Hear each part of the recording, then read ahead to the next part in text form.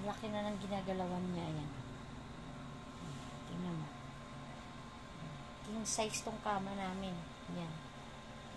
King size yan. Sobrang laki niyan. Pero tignan mo tong batang to. Anong oras na? 5 na naman ng 5 na ng umaga. Wala pa kaming tulog. Gising pa rin. Ayan. Yung hinihigaan niyan sa gitna, ayan. Naghihiwalay na kami ng lolo niya ng tulugan. Siya sa gitna, ayan. Kung gaano kalapad yung gitna niya, no.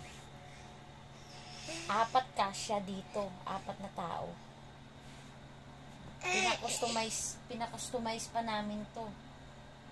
So, 63, 65. Pinakustomize pa namin yan. Kaganina lang dumating yung kama na yan. Sa Eurotex. Sa Eurotex pa yan. Ayan. So, 66. Kaya yung nilagay namin dito na panapin, yung mga lumang sapin. Yung sa dating sa kama namin, maliit pa si Kathleen. Tapos, ito, leather na to. Yung kama na to. Kaya mo yung bata na yan. Anong oras na, gising pa. Makatulog ka ba niyan? Hindi ka makatulog niyan. Yung size nito, 63, 65. Ang time nito ng tulog nito, mamaya mga 7 na yan ng morning. Wala na. Wala na kami tinulog. Ayan, no? Tingnan mo. Paikot-ikot na lang siya. Tingnan mo kung gaano kalaki yung kama na yan. No?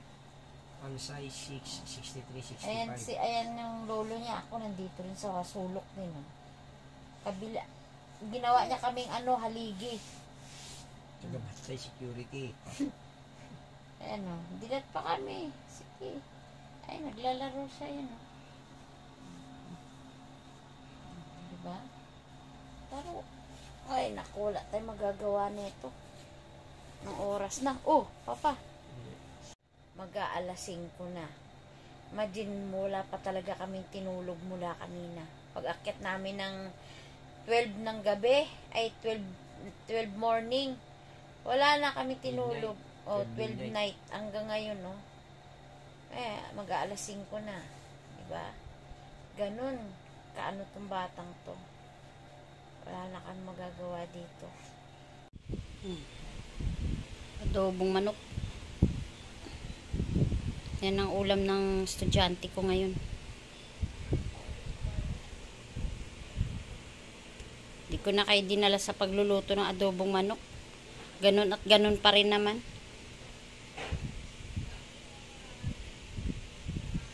Ganun pa rin naman yung ingredients. Ganun din naman yung lasa. Hindi ko na kayo dadalhin sa... hindi ko na kayo dinala sa pagluto. Paninda yan. Maglalaba muna ako yan. Bali, 4 na salang yan. Nandun, naka-washing na yung iba sa sa labas. Ayan, naka-washing na. Ayan, nalabahan ko iba.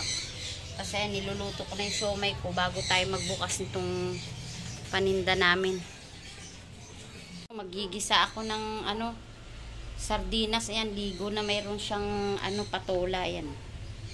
Patola. Ayan ang ulam namin ngayong araw. Buksan na natin tong kawali.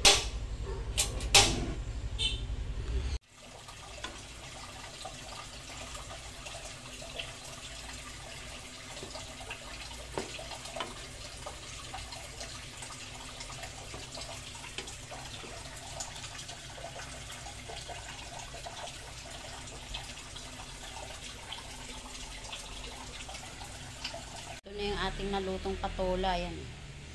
Na may sardinas. Yan ang ating lunch ngayon. Tapos ito naman yung mga cheese stick gagawin mamaya para sa paninda naman. Ayan, gawa na yung cheese stick natin.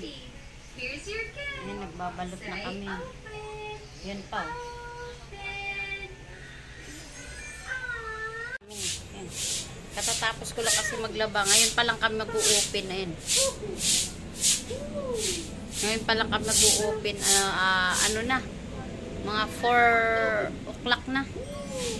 Pero may bumili na ng siomay. Dito kasi ako naglaba yan. Kaya basa ngayon. Kaya hinapon kami ng bukas ngayon. na-target ko rin yung halaman na dinadaan-daanan ko. Hiningi ko talaga sa kaibigan ko. Ayan. Binigyan niya naman ako. Ayan. Magaan kasi ang kamay niya mag-alaga ng halaman, kaya kahit itusok niya lang, nabubuhay. Isa lang to napulot daw niya, tas tinusok niya sa paso, dumami siya. Ayan, humingi ako, binigyan naman ako. Ayan. Lagi ako nangingi ng halaman sa kanya. Mahilig kasi ako sa halaman.